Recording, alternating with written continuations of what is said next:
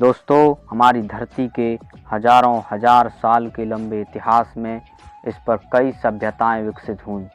इस पर फली फूली और बाद में इसी में समा गईं। तो दोस्तों, आज हम अपनी इस वीडियो में एक ऐसी सभ्यता के बारे में बात करने जा रहे हैं जिस सभ्यता के बारे में अक्सर हर किसी ने पढ़ रखा होता है, लेकिन आज हम इस सभ्यता के कुछ ऐसे विषयों के बारे में बात करेंगे जो कि बहुत ही महत्वपूर्ण और उपयोगी हैं। दोस्तों, इस सभ्यता का नाम है सिंधु घाटी सभ्यता। तो हेलो दोस्तों, मैं हूं गणेश पचौरी और आपका स्वागत करता हूं अपने YouTube चैनल रहस्य वर्ल्ड में। तो दोस्तों, इस सभ्यता के शुरुआत आज से लगभग 5100 साल पहले हुई, लेकिन इस बात को सारे रिसर्चर्स नहीं मानते हैं, क्योंकि कुछ रिसर्चर्स का मानना है कि इस सभ्यता की शुरुआत 3900 साल पहले हुई, या कुछ का मानना है कि इस सभ्यता की शुरुआत लगभग 4400 साल पहले हुई। तो दोस्तों, अब हम इसके नगर के बसाव के बारे में बात करेंगे। तो इनका नगर एक सुव्यवस्थित ढांचे से बंधा हुआ था। इनकी अक्सर ही गलियां सीधी होती थीं और ये देखा गया है कि इनकी गलियां अक्सर ही 90 डिग्री के एंगल पर ही काटा करती थीं। तो दोस्तों, इस सभ्यता के लोग, इससे साफ होता है कि ये गणित भी जानते थे, क्योंकि 90 डिग्री के एंगल पर ही सारी गलियां एक दूसरे को काटा करती थीं। इससे साफ हो जाता है कि ये लोग गणित जानते थे।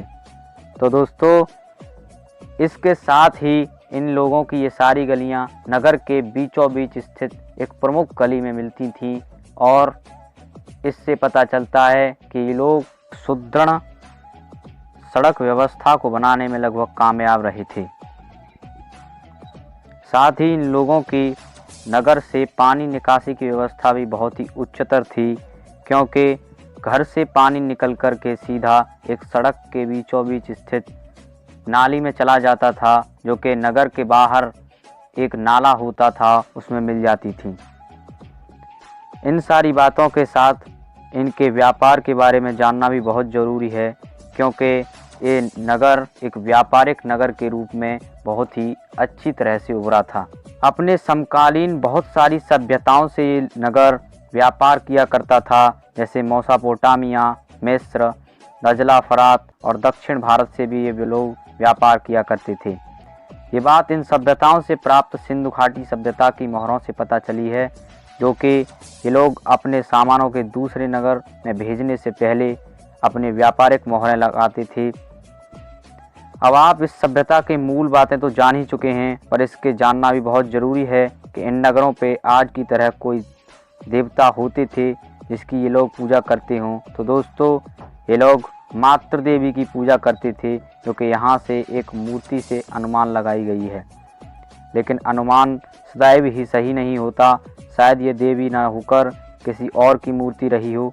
ये आज हमारे लिए मात्र एक रहस्य है जो इस सभ्यता के लोगों के साथ दफन हो गया। तो दोस्तों, अब हम बात करते हैं इसके बाजार नियंत्रण के बारे में। आप ये बात तो जानते ही होंगे कि कोई भी नगर जो इतना समृद्धशाली हो और इतना प्रभुत्व संपन्न हो, वो भी बिना किसी नियंत्रण व्यवस्था के ऐसा तो हो ही नहीं सकता। तो दोस्तों, आपके लिए ये जानना बहुत ही ज़रूरी है कि क्या यहाँ कोई नियंत्रण व्यवस्था थी।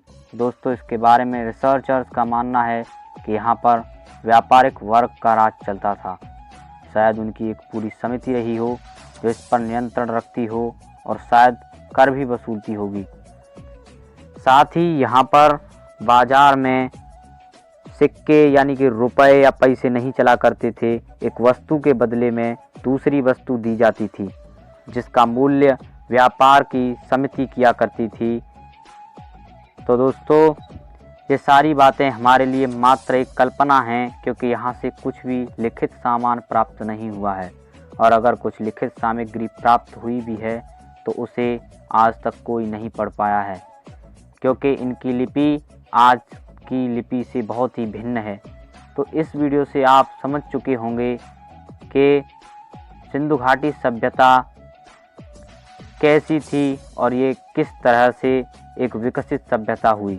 तो दोस्तों, अब ये सवाल उठता है कि आखिर इतनी उन्नत सभ्यता कैसे समाप्त हो गई। क्या ये सभ्यता मात्र एक खंडहर और मरे हुए लोगों के टीले के रूप में तब्दील हो गई, जो खोजकर्ताओं के द्वारा खोद कर निकाली गई? इन सभी सवालों के जवाब हम देंगे अपनी अगली वीडियो में। तो दोस्तों, अगर आपको हमारी ये वीडियो पसंद आई हो तो हमारी इस वीडियो को लाइक कीजिए, शेयर कीजिए और हमारे चैनल को सब्सक्राइब ज़रूर कर लीजिए।